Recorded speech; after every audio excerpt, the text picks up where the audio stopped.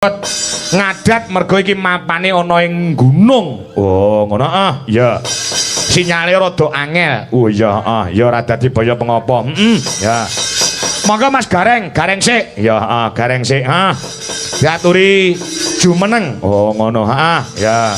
Ayo kancane ngisik gembira. Halera-bera.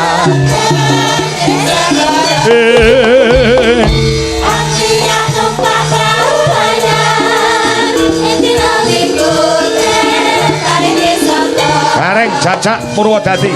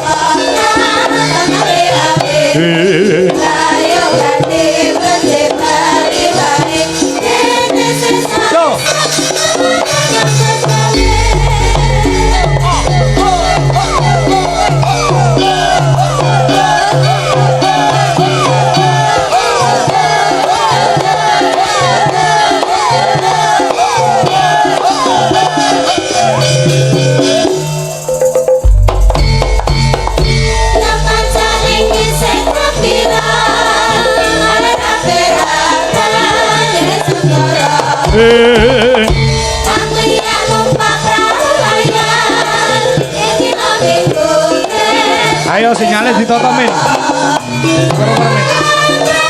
Sudah.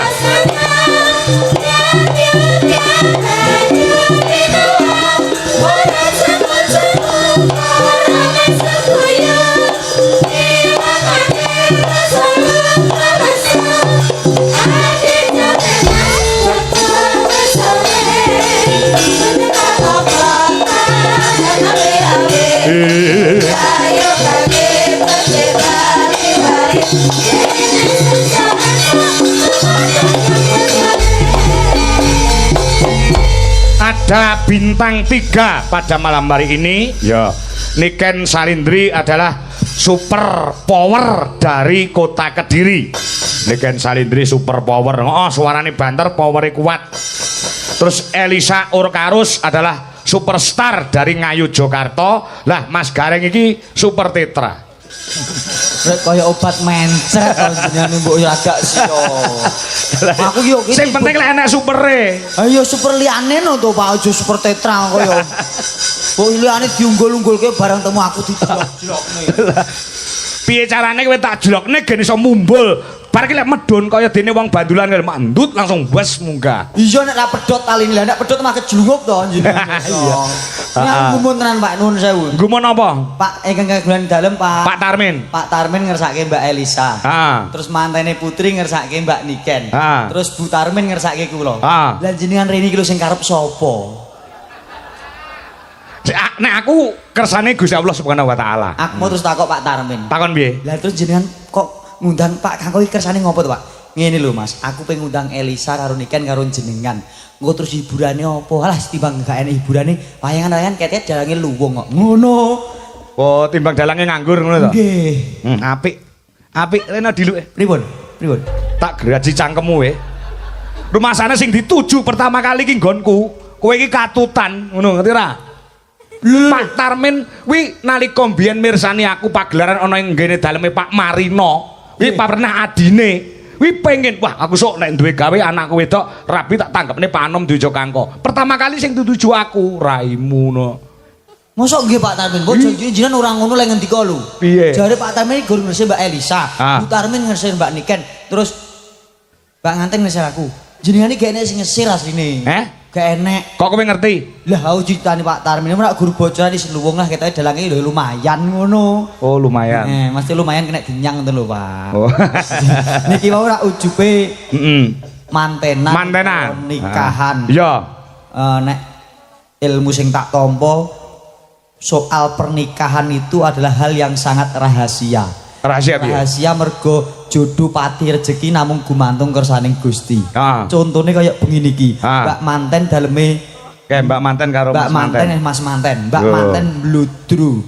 Karanganyar, Mas Manten dalemipun Tegal. Tegal. Niki nek gak karena rahasiane Tuhan, rahasiane Allah, ora mungkin iso kelakon. Iya. Wong urip kuwi mung iso ngrencana. Ning kabeh kodrat gumantung Allah taala. Leres mboten? Jenengan ndek cilik apa duwe cita-cita besok untuk bojo Mas Saiful Anwar ora to? Kabeh mung rahasiane Allah. Bener. Ora ngerti Pak, sapa ngerti aku wong Purwodadi, Mbak Elisa wong Jogja, gandeng rahasiane Allah, besok jodoh gak ana wong ngerti.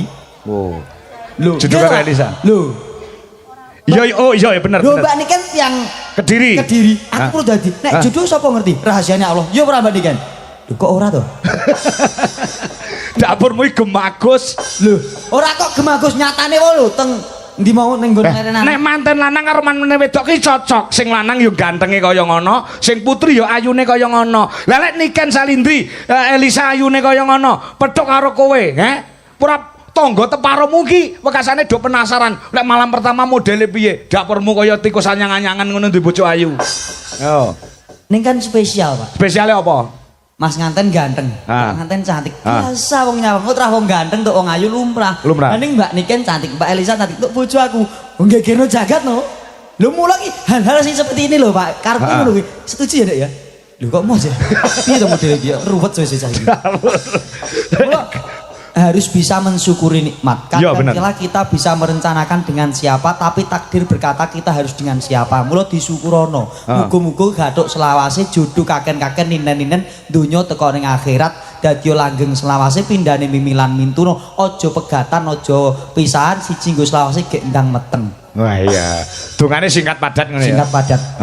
Iya. Alhamdulillah muga-muga dadi keluarga sing sakinah mawadah warahmah. Ning nuwun sewu Mas. Nek tak condro Mas. Manten lanang karo manten wedok iki nek kaya widodari ya Kamajaya Kamarate. Kamajaya Kamarate. Nek kowe upamane karo Elisa. Aku karo Mbak Elisa. Nek Elisa Kamarate kowe Komodo. Dadi malah larang regane. Larang regane apa? Ning nuwun sewu Mas Manten, Mbak Manten.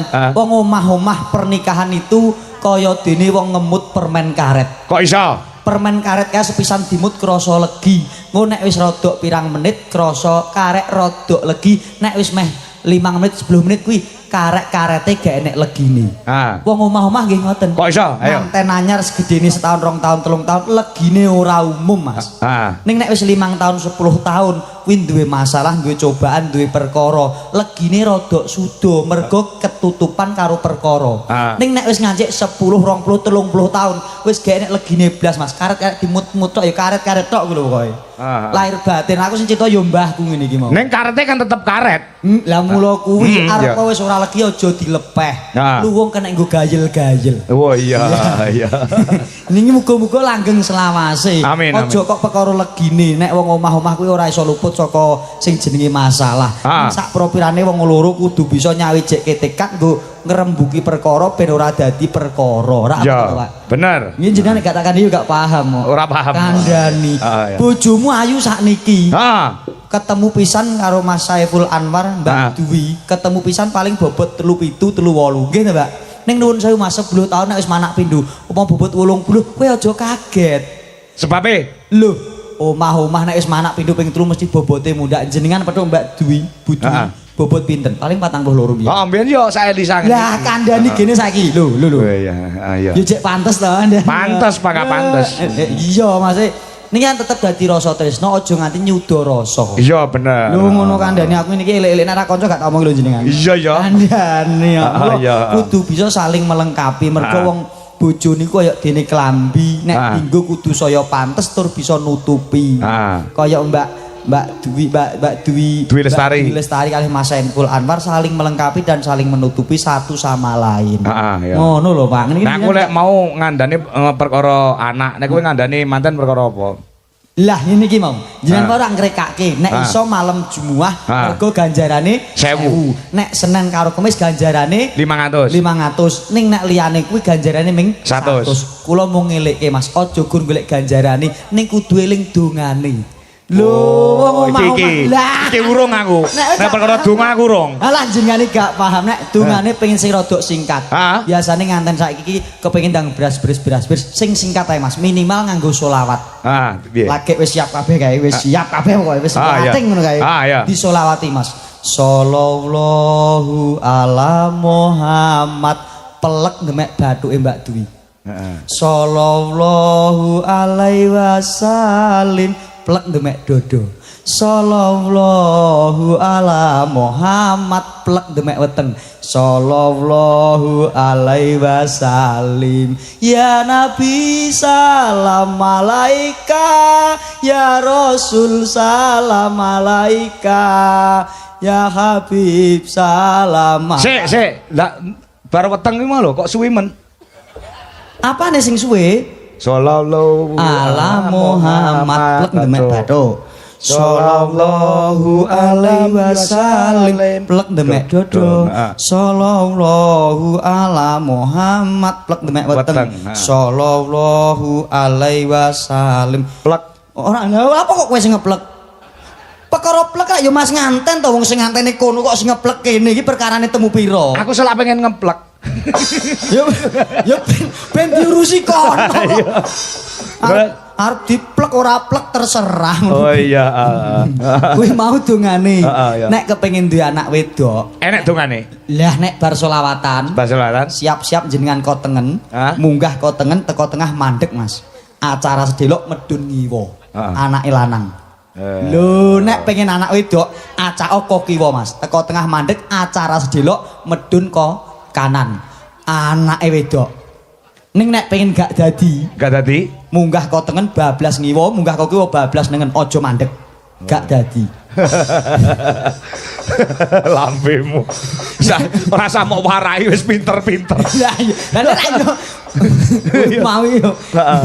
Nah alhamdulillah estu Pak kula gumun tenan. Kaget teko jelek ya Allah kahanan nek iso kaya ngene tertata rapi. Niki nek ra sengkut gumregotipun panjenenganipun Pak Tarmin yo tangeh kelakon. Bener. Piyai kok sembodo Masya Allah. Ya salut matur nuwun Pak Tarmin berkah barokah sedayanipun. Amin. Amin ya rabbal alamin. Tanggap dalang aku, ya toh. Ana Niken Salendri, ana Mbak Elisa, ana kowe. Terus wekasane iki sound system yo Aeromax. Aeromax itu sound system nomor 1 di kabupaten sini. Masya Allah luar biasa. Jos. Pokoknya dipol-polke mau ngendikane Pak. Apa Pambiawara melak dipol-polke wis pol-pole wong nanggap wayang bengi iki paling mewah yo daleme Pak Tarmin bengi. Tarmin luar biasa sone Aeromax wong. Kondang sekabupaten Karanganyar. Disembung karo Dwijo Laras Indonesia niki son kondang 7 RT Bapak Ibu. Masya Allah. Oh cidik men to 7 RT. 7 kecamatan wis 7 kecamatan. Rumah saya kok yo meri gini. Nembang ya? Nembang oke. Belok barang. Oke, boleh. Belok barang. Nggo manten sik pertama kali. Oh ngoten. Ya. Nembang apa we? Belok. Gegaran ning wong akrami ya kena. Oke. Ya. Iso ora? Ya. Ora iso kancane Mbak Lisa. Lah jodohku niku. Ayo kalian Elisa sih. Engko bareng ngene kan. Ayo Sa. Nah iki Mbak Elisa iki yo isih legan tegese rung duwe bojo. Lah kandhani direncana karo Allah kok. Rencana piye? Jogja Purwodadi paling pirang jam ngarah to. Ini ceng dalu no Elisa. Masya Allah. Miki sitoke.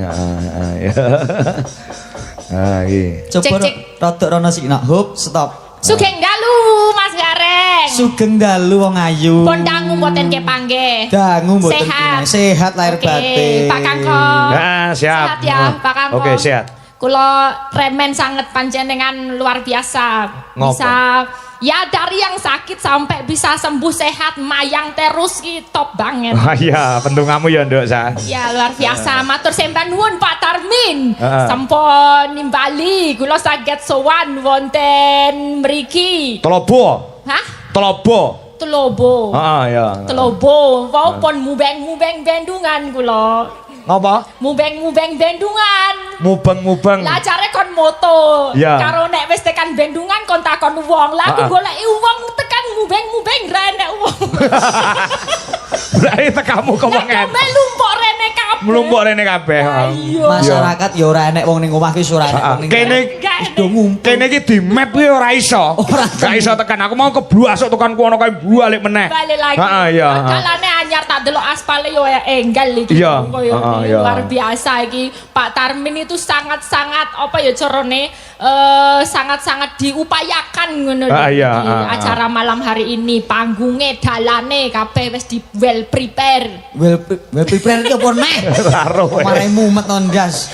Sudah dipersiapkan. Ya, well ki apik prepare ki persiapan dengan sangat baik dan saksama. Oke. Mudeng. Kowe mudeng. Mudeng lah kok le. Wong ayu. Nggih, dawuh napa menika? Apa yang kamu ucapkan untuk mempelai berdua? Mbak Dwi sama Mas Saipul. Sama Mas Saipul luar biasa. Mendapatkan jodoh itu adalah anugerah yang luar biasa. Ora kudu suwi-suwi ndang kepetuk ndang ketemu jodone. Dadi nek wis ketemu jodone muga-muga ki siji nggo sak lawase. Ora mung kaken-kaken nenen-nenen kaya jare iki. Sik. Engko sesuk tak suwampluk lho. Nek ngendika sing ditata. Bener no, Reng? Ngene lho, siji nggo selawase ora mung kaken-kaken ninen-ninen. Ya ora jare sapa? Kakek ya apa basa Jawane? Kakek-kaken. Kaken. Nek nenek yo nenen.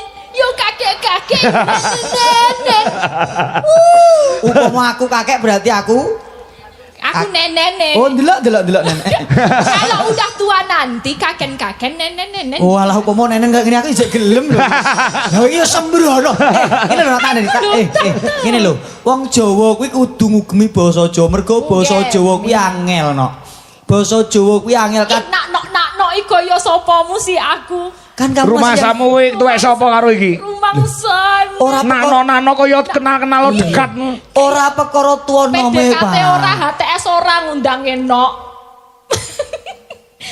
Apa gitu Elisa gitu aja jangan no gitu Elisa. lah. Ya kalau no kan kayak panggilan sayang kan. Loh, aku sayang kamu. Enggak. Aku enggak jare. Piye arek ngudar kayak apa iki mau? Aku gak.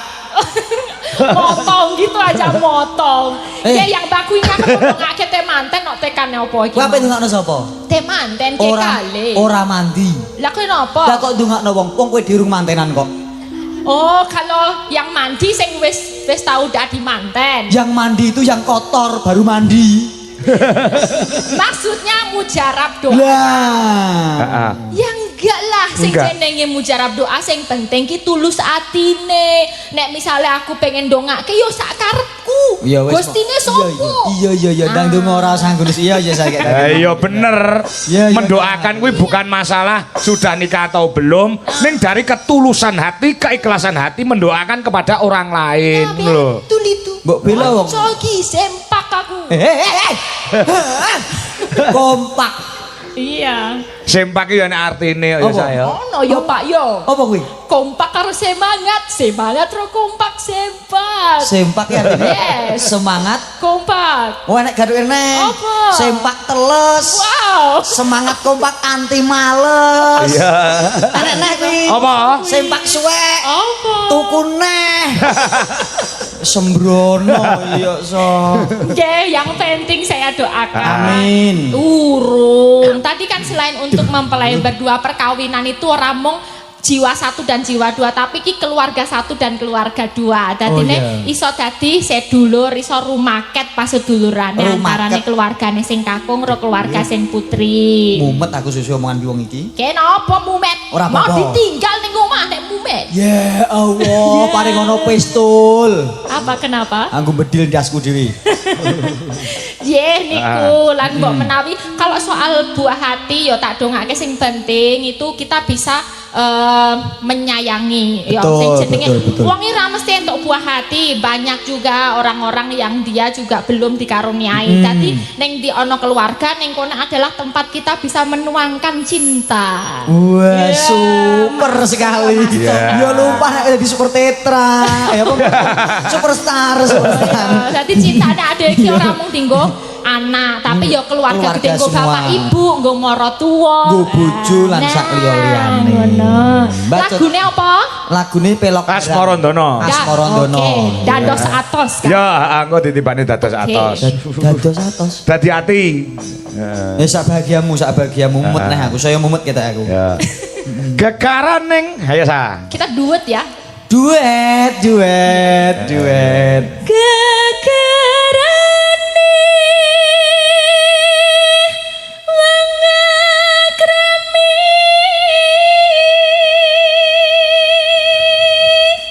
Kamu tadi sampai sini ada yang jemput enggak sah? Oh, wonten. Wonten. Iya, siapa ya masnya nggak tahu aku. Dari panitio. Dasarnya itu udah sinuman panitio kabeh wis engkut gumregut anggene. Panitia kok panitio. Panitiai bahasa Indonesia, bahasa Jawa panitia. Paham gitu loh, kayak paham mau gini. Nek bahasa Indonesia piala, nek bahasa Jawa ya piolo. Ini semua masyarakat wis do berkumpul sengkut gemregut tumplek blek. Black ada kerengginang masa mulut tumplek black iki padake.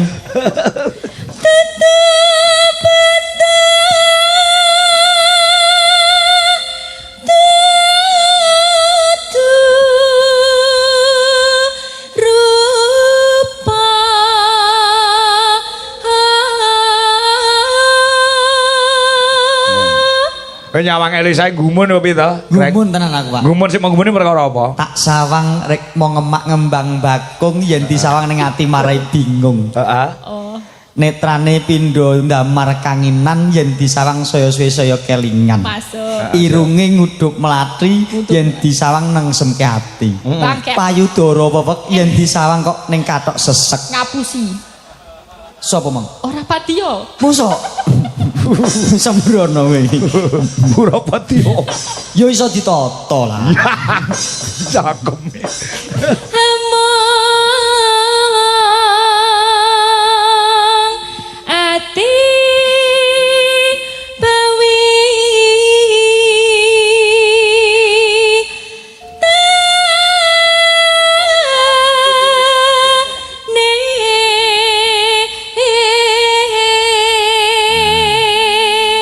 Jasa ganti gareng wi, iso nyuara ora?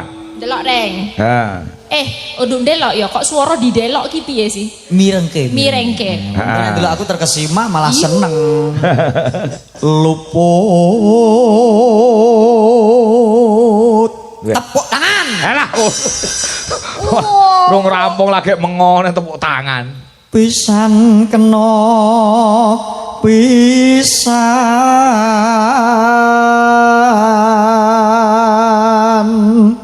Lumayan apik ya, Sa? Yo Iya. dirasakake. Heeh. Tergantung nek ra dirasake yo kurang, nek dirasake karo merem-merem yo. Kandhane nikmat ta. Lumayan. Jogja perlu dadi kedak kaya. Yen gampang luwe gampang.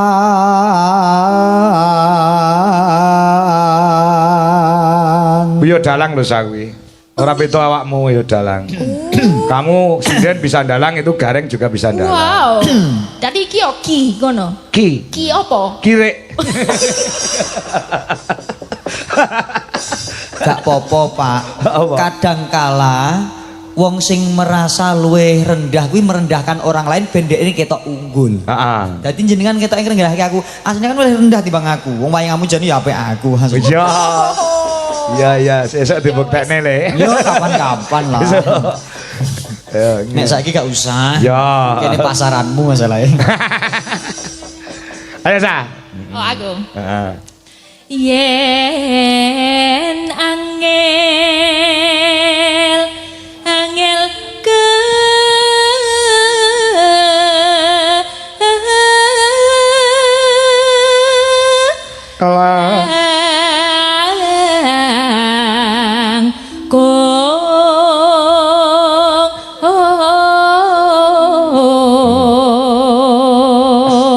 Kowe mau wis ketemu karo Pak Tarmin bukan Misa. Dereng, pangapuntene niki wong dilela kula niku mobile namung modal sak strip.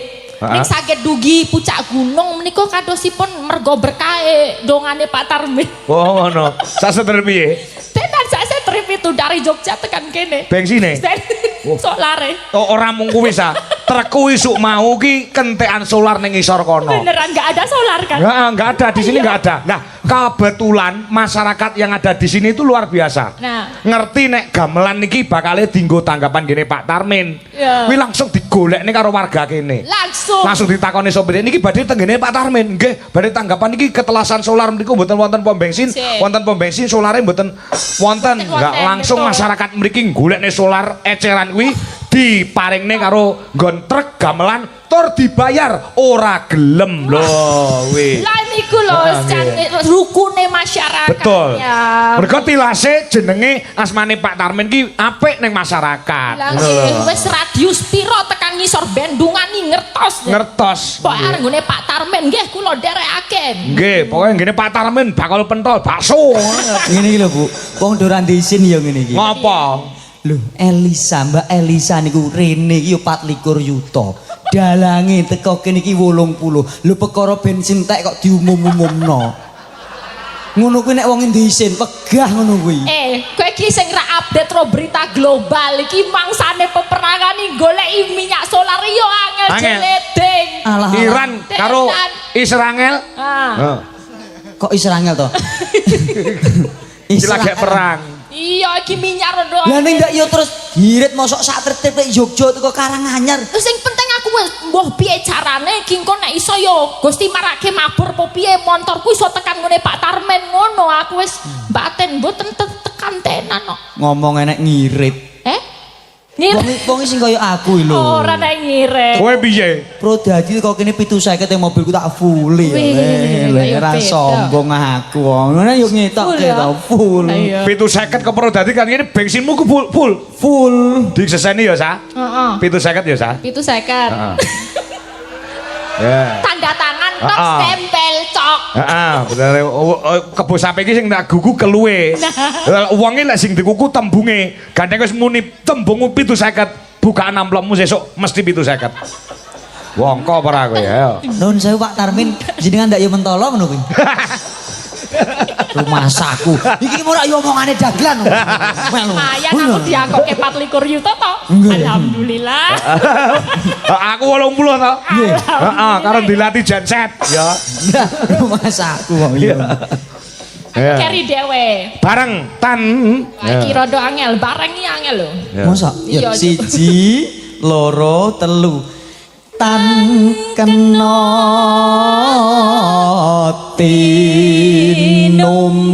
tinumbas arto.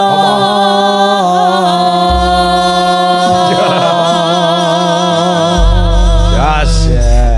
Tosik iso kum. Kula dipasne raimu blobor. Ning asine anu lho iki warga kene ora ngerti asine rupane piye. Asine ganteng cah iki. Oh, aku juga nggak pernah ngerti. Enggak pernah ngerti rupane kuwi. Kan ketemu kan wis petak gitu. Petak. Petak ya apa? Petak ya apa? Putih itu bahasa keramanya petak. Petak. Oh iya. Ini. Putih itu bahasa ini. Apa? Putih itu bahasa keramanya petak. Iya kan? Jangan petak ya. Petak.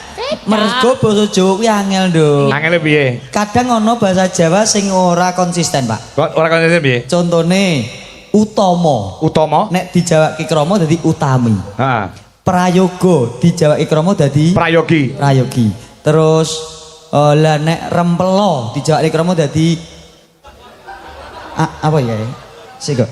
Aku nek Apa ayo jagung bakarane? nek utama mau dadi apa mau lali? Utami. Utami. Ha. Terus nek prayoga, Prayogi. nek rempelo kae dadi apa ya? Aku ngerti kuwi. Iso gulung. Anu, Heeh. apa Pak lali aku? Apa? Balenone apa? Utama, Utami. terus nek prayoga, Prayogi. rempelo. Rempelas.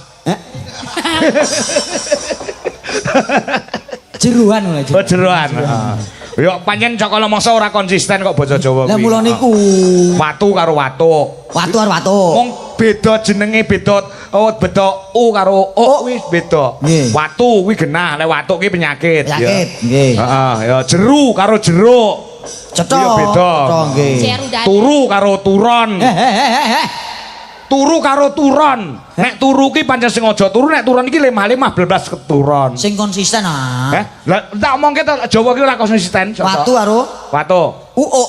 Heeh. Uuk. Jeruk karo jeruk. Heeh. Uuk. Heeh. Turu karo Turon. lah gak uk ya, Pak. Enggak.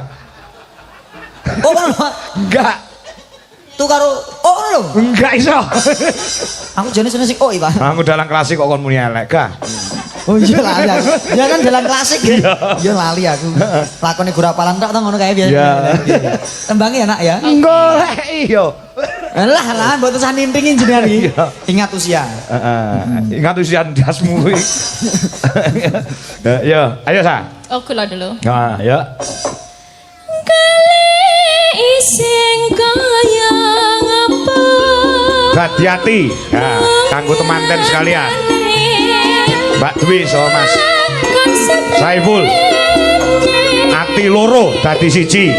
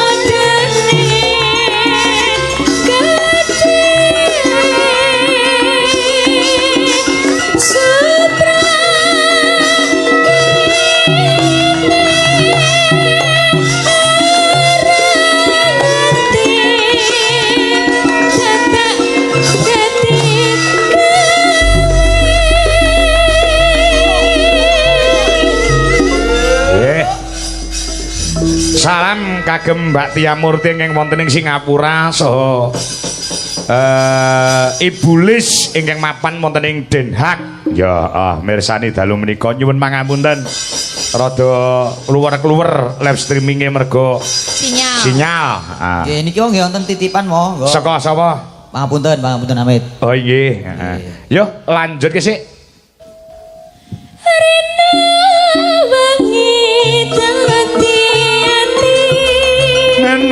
Nenon prasaja halus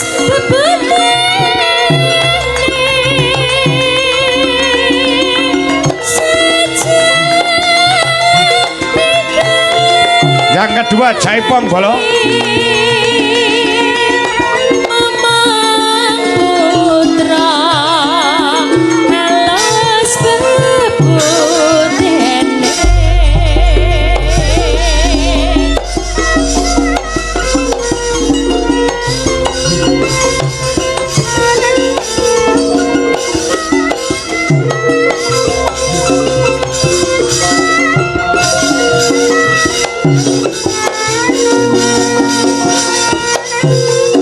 Yo.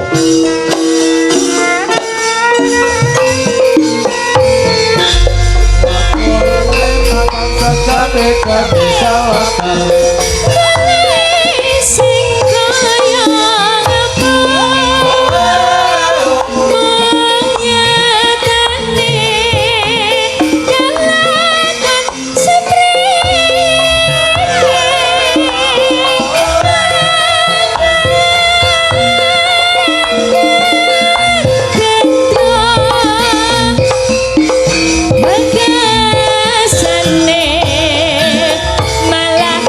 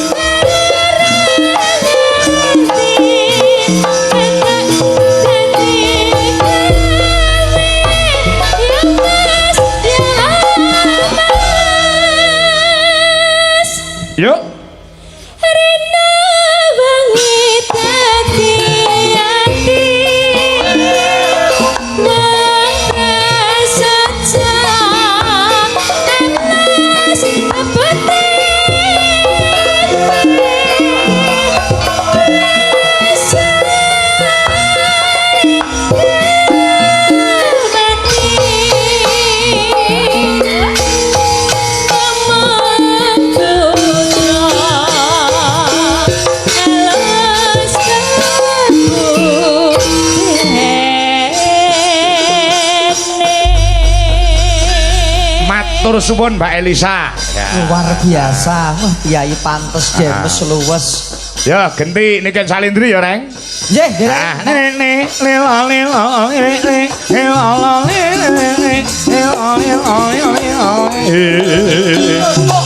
Ayo, Ren.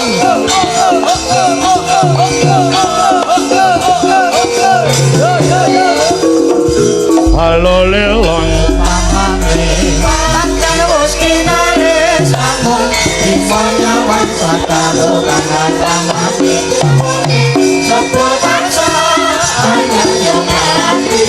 Heman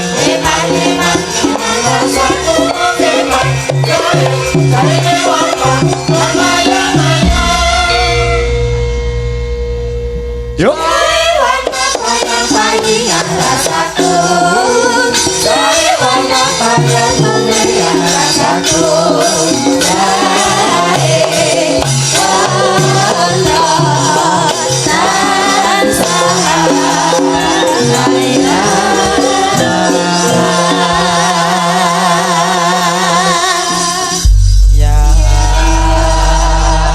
wit kelas loro SD wis karo aku, saiki wis semene gedene Mas Gareng.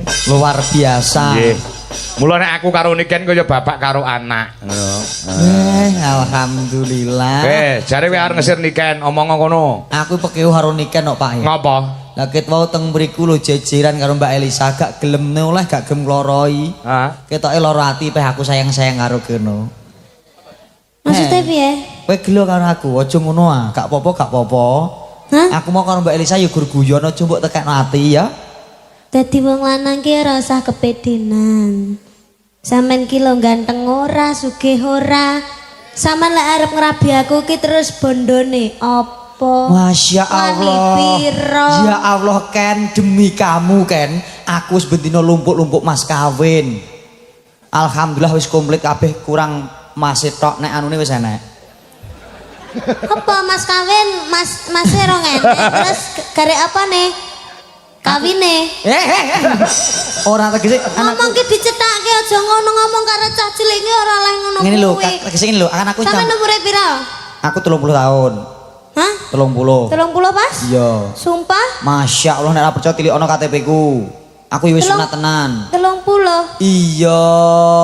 Lah kok cuwilik? Lho gak ngerti kan, aja ngenyek aku sik to, Nduk. Nyapa? Aku mau kok perlu dadi ya gede dhuwur lahir batin kok perlu dadi gede dhuwur nek kalih Pak Kang kok gede aku, Nduk. Lha kok jate mungker semono? Lah genah kahanane hanya pengen ini ngono Pak gak ya mengkerep. Napa, Pak? Maksudnya pripun? Napane sing gede? Mergo kademen ki lho dadi mengkeret. Mengkerep. Kan aku ngomong, Ngomong anu Pak, cilik mesti cilik awake ngoten lho. Lah ya cilik awake. Lah iya. Kok gede-gede apane? Lho, TKT ku ya gede no. Tekane lek pengen duwe bojo kowe iki lho kan. Abot-abote aku pengen di bojo kowe ya kan. Tenan lahir batin aku seneng. Sampeyan kowe. gelem dadi bojoku. Sumpah aku kan mau pengen di bojo. Sampeyan sayang to mbek. Sayang lahir batin. Lah ngono Ken. mau kok karo Mbak Elisa kok ngono nyapa. Ora usah dadi ati kuwi gur guyon legake kono. Wong kuwi asline ya seneng aku ning aku moh. Tenan. Cangkem ki ado kok silit ya ngono kuwi. Aku cintaku gur kowe kan. Tenan sumpah lahir batin. Ndek kiwe tak kandhani yo. Ning aja kondo-kondo wong tenan. Nyapa? Buduwi lho yo we aku. Nyapa? Apa dintukno anake aku moh. Aku ngeboti kowe asline. Kok tapuk mlonyoh lho. Oh, lambe ora kena digugung. Aku terus Ma, kamu itu tipe lelaki yang tidak bisa setia kayak Mas Manten. kok iso kowe ngerti? Mas Manten ki didelok tekan kene, ya toh. Kuwi wis ketok le setia karo Mbak Manten. Kok iso? Titikane apa? Titikane teko alise. Piye? Dian alis iki alis. Piye contone? Jane aku ya ora ketok alise ning ndi jane. Lah kok iso titik analis bareng lho. Ya ketok Mas Teh masih kan ganteng gagah perkosa, Mbak yo ayu. Gagah prakoso. Gagah perkosa, prakoso. Nah. Mbak yo ayu. Cantik, Heeh, menit-menit. disawang kan ketok pantes. Ngono lek aku karo sampean ki lho ora pantes lho, Mas. Kok muni ora pantes mbok dijalukno seksi wong Lah aku kan kene yo to. isin to, mosok awak dhewe arep nge-mall, arep ngedet terus sampean ki macak koyo ngene pupuran. Yo malu to aku lu cantik maksud sampean macak koyo ngene. Ngene wae nek no. Nyapa? Nek kowe isin karo aku to, nek nuju kowe nge-mall ngedet to, kowe gak usah karo aku. Lah terus? Kowe karo gendakmu pentingnya nang omah karo aku. Enak to? Lah terus nyapa dhewe ning omah? Lho, penting aku cukup ono. Lah, ya kuali. Lah kok iso kuali? Ya kudune aku cukup ono. Ya ora iso to, Nduk. Kan terus piye? Koyone akeh kowe, aku lak ning omah dengok-dengok kowe golek koyo teko omah aku cukup Lah ono. terus maksudmu aku mbok kon kerjane? Iya. Wong ni aku rabi ki sing lanang iso nyukupi ya. Betul, betul. Sing wedok ki leren ning omah. Lah niatku rabi yo ngono kuwi, Nduk. Rabiku papat bojo ning omah Citok, sing telu kon kerja, setor dhuwit ning aku. Lho penak to? Lho, wong lanang iki duwe tanggung jawab sing gedhe. Nek perlu wong wedok ki kon ning omah ongkang-ongkang, wong lanang sing golek kaya, golek dhuwit nggo ngopeni bojo sing ning omah. Budwi apa enggak kerja, Pak? Heh? Budwi apa enggak kerja? Udah ditinggal ra gelem kok. Alah awate yo gue hemboh kuwi to. Betul kowe. Betul piye? Nyambut duit kudune tengok-tengok omah, jenengan iki aja gelem nek jak nyambut gawe, kuwi jenenge wong lanang gak setia Lah karo bojone. masalahe Pak Kangko lek ora ditunggone rebut duwi yo ngono kuwi lho ngare. Nakal e. Oh, alah jenengan iki berarti warah-warah rapi. Ora kuwi mbiyen saiki wis ora kok kan. Oh, kok Elah, Malah ngaku. keterucut aku. Gak mbiyen ya ora saiki ya ora. ora boleh nggih, ora. Enggak boleh. Enggak boleh. Ora boleh satu. Harus setia. Harus setia. Iya, Setia terhadap pasangan selamanya. Alhamdulillah. Ya kaya Mbak Manten karo Mas Manten Mbak kuwi. mantane namine sinten? Mbak Manten Mbak Dwi Lestari. Lestari. Mbak Dwi. Dwi ki loro. Lestari. Loro ki tegese jodoh. Lestari ki selamanya. Wah, berarti Diwerdekne ngono. Heeh no. lelah Masya Mosok Allah. gareng ket mau ora merdekne jeneng. Nek guru werdi ngono iki lelah. Dan Mbak Dwi Lestari wis diwerdekne genti mase jenenge Mas sapa? Mas Saiful Anwar. Heeh, werdekno sing wedok, sing manten wedok wis tak werdekne. Sa- Dwi ki loro tegese jodoh. Lestari selamanya. Lek mantene lanang Mas Saiful Anwar. Werdekno. Saifule apa? Oh jeneng kok ya nggo Saiful to, Mas. Saiful ki setia. Anwar wis selamanya, berarti setia selamanya. Yo ora? Lho, setia selamanya. Pak jenenge sapa? Pak Tarmin. Pak Tarmin, Tarmin ini apa tegese? Tari sugih. Min Mene utang iki. Sugih hutang berarti. biyen sugih utang wis disaur kabeh saiki dadi wong sugih. Ngono lho. Oh berarti nek ganti jeneng Ganti jeneng piye? Tar Plus. Tar plus. Yo, Tar ki sugih. Tambah. Plus ki tambah. Oh, tambah sugih. Tambah sugih. Heeh, sadurunge wayangan sakwene nanggap wayang sik Tarmin. Bar wayangan dadi Tar Tar plus. Plus. Heeh, ibuke, Bu sapa? Bu Katmi. Katmi. Heeh. Heeh. Kati stop. Yo kati stop. Heeh. Mi. Keriting. Nek tak percaya tilik ono nggone Bu Katmi. Apa kuwi? Keriting anu. Stop riting. Iya to kok mumet aku. Lah bukan jenenge stop riting berarti saiki Pak bukan mi nggone but kami saiki lurus. Oh iya, stop Kan stop keriting. Oh wis bonding kok. Ngono ra omong mimi. Eh. Bu, mate bu. Masya Allah. Sapa nae Mbake? Baik selamat. Selamatnya apa? Selamat ngarep, selamat gurih, selamat kabeh. Oh iya. Wes ya didongake muga-muga kabeh sehat selamat. Amin, ya rabbal alamin. Untuk kedua temanten mugi-mugi langgeng. Amin. Sakinah mawaddah warahmah sampai akhir hayatnya maut yang memisahkan. Amin. Sing penting bagi. Astagfirullah. Wis tak omongi to. Kowe iki ngendika aja nyawang aku rugi. Sing tempeng. Sing penting. Lah yo nyampok kakean pentil banget. Lah keterucut lo Mas. Yang penting bahagia Ya, selalu, mulut jangan toh. tukaran. Ya, madhe rono aja nyawang aku. Nek nyawang aku grogi masalahnya. Nyai. Heeh. Pokoke bengi iki nek manten wedok, kuwi lek ora enek Niken Salindri, mending ora wayangan. Kuwi takono manten wedok kuwi. Inggih to Mbak. Mengke mriki nggih Mbak napa sakniki? Nah, sakniki lek Nanti ngono aja wedi ya. dokumentasi. Nanti aja ya. Ah, tak mriki kali manten kakung ngoten nggih. Iya, Pak ya. Ya. Untuk kepanggil Mbak Niken ben ke syuting dadi dokumentasi. Lho, Ya. Pak ora ya. Ya. Ya. ah. Iki sing nonton wong sak dunia lho. Masya Allah. Ora Pak, ora sak dunia kok. Lah?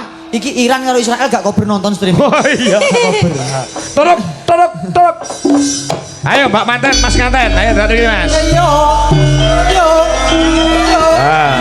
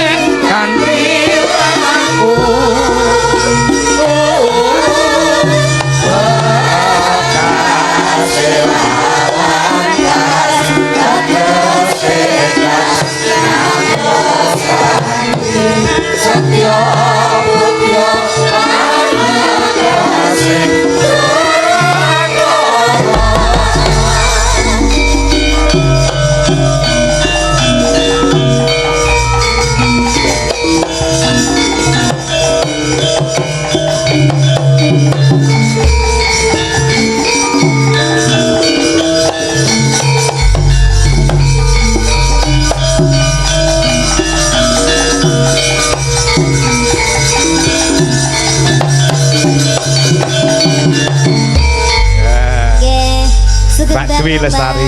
Nggih. Kena mic Mas. Diparingi mic Mbak manten karo Mas ngaten. Cek lho gareng iki. Ngono ya ditanggap. Randang sacet lho dadi wong ki sing sacet ngono lho. Heeh, nggih. Wong arep ora ditangkap ya grup 750 lho kan. Astagfirullah. Iya. Heeh. Gila, lek ora percaya takono Mbak manten Mbak Dwi iki. Motah ning bapake Pak Tarmin pokoknya kudu enek niken salindri. Takono Nggih, ora. matur sembah nuwun nggih, Mbak. Lek mboten krana jenengan kula nggih mboten dugi mriki, alhamdulillah. Kok bisa ngefans sama Mbak apa sama Dek Niken itu kenapa? Cantik. Oh ya, makasih. Apa Sik tekan semaur sik. Gen semaur sik. Wong ora rasa kepedenan to. Ya apa to? Wong lurung muni cantik. Napa, Mbak? Gemoy. Wah.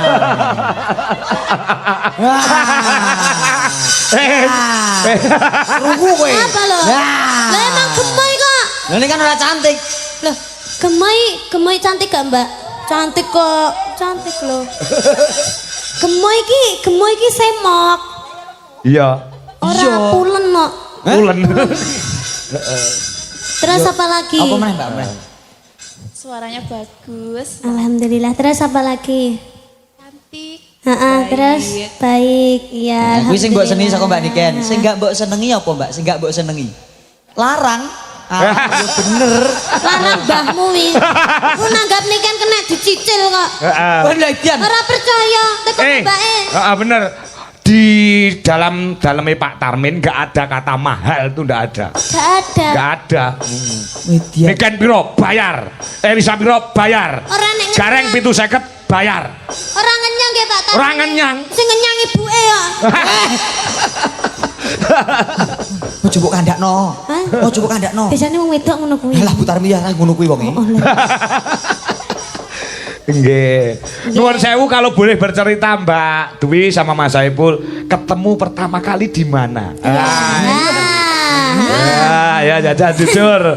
Kok nganti yang atasnya Tegal dengan Karanganyar kok bisa bertemu? Iya jauh loh itu. Jauh. Ya, kok bisa ketemunya di mana itu? Ketemunya di Jakarta. Wow, nyapa kuwi, Mbak? Karena kerjanya di sana. Oh, kerjanya di sana. Udah berapa tahun pacaran? Tahun. 1 tahun. Ndak putus, nyapa ae wi, Mas. Padake kowe rong sasi putus. Lah kok rong sasi to, Pak? Rong dino. Orang dina nah. Kuncine ya saling percaya dan saling setia. Iya, baik. Semoga cepat diberi momongan. Amin. Semoga langgeng. Amin. Amin. Iya. Mau nyanyi lagu apa? Ada permintaan lagu apa?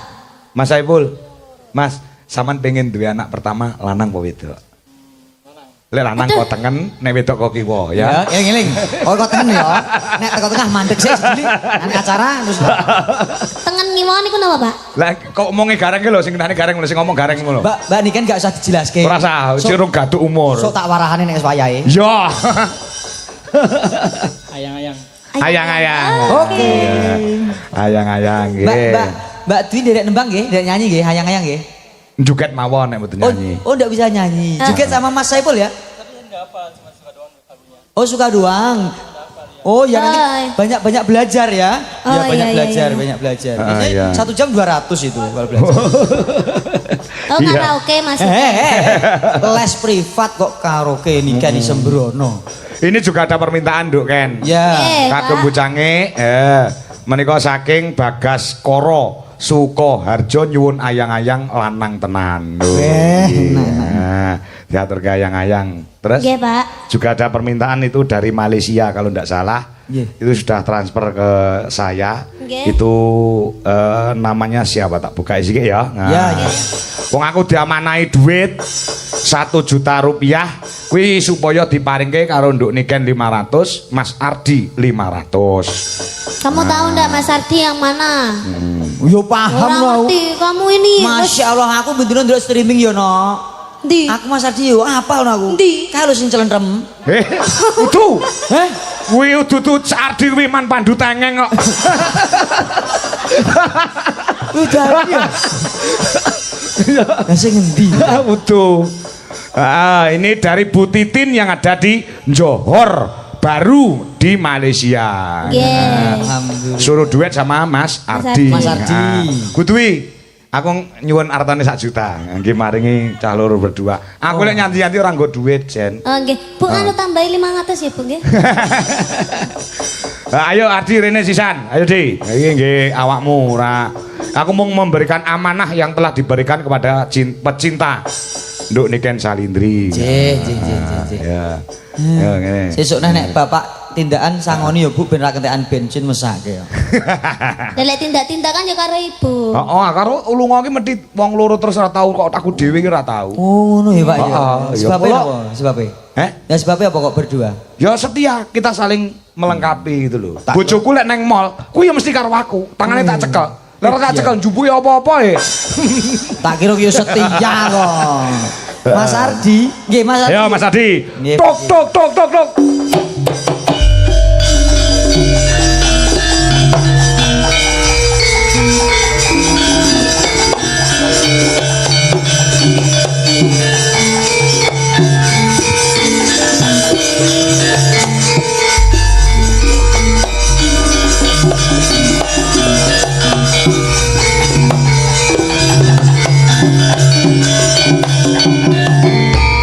Lah ngene kan cocok toh.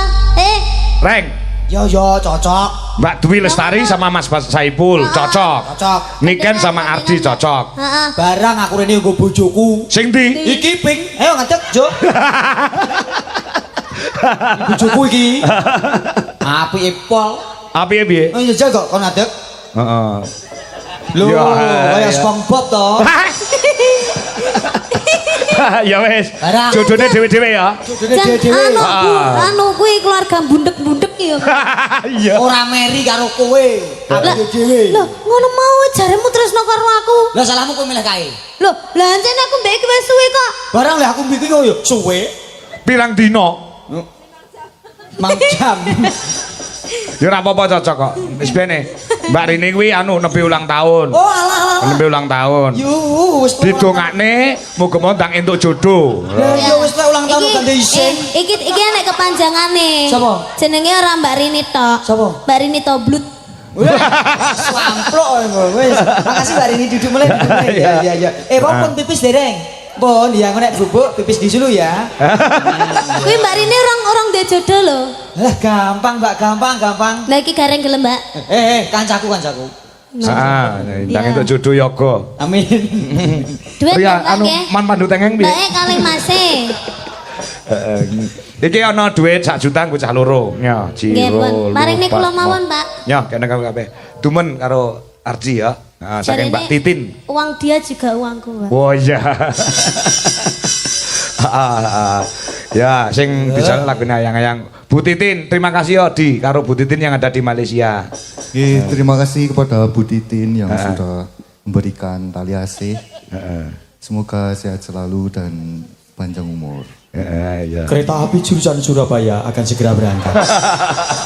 Suarane kok Lah emang jenenge wong lanang sing halus kaya Mas Saipul ngene iki lek omong jajal kon ngomong ya paling kaya Mas Ardi. Ngono kuwi jenenge tipe orang yang setia. Jajal Mas ngomong Mas. Lah malah wong gendeng. Iya iya tok. Biar ini yo mendel. Mas Saipul ki yo kalem. Enggak bisa bahasa bahasa Jawa ya, Mas? Ya. Oh, enggak bisa bahasa Jawa? Enggak bisa. Bahasa halus. Oh, enggak bisa bahasa halus. Bisa ngapak-ngapak bisa, ngapak-ngapak bisa. Ya, iya. Pinter dah. Ya ayang-ayang. Ya, oke, lagunya ayang-ayang ya. Yeah. Permintaan. Oke, terima kasih. Ayo, Mas Saipul karo Mbak Dewi Lestari supaya tadi apa? Penari latar. Ya, keprimen kabare Mas Saipul keprimen kabare? Keprimek. Keprimen. Apik ya? Keprimen. Ya, apik. Ngapa kan gak enek kane to, Pak. Jadi keprimek ngono, Pak. Keprimek. Oh, keprimek. Keprimek. Apik ya. Oh, keprimek. Iya, teman-teman kesini tadi tidak sempat kencot. Apa itu? Kencot ki ora sempat luwe, mergo daharane banyu milih. Kencot itu lapar toh. Kencot iki lapar. Kencot ki lapar. Oh, kencot lapar. Nek kates ki gandul, ngono. Apa nah ya? Heeh. Nggih sesuk ae to. Yo, lagune ayang-ayang digarap gamelan. Monggo, Cok. Yuk, kaya ngapa?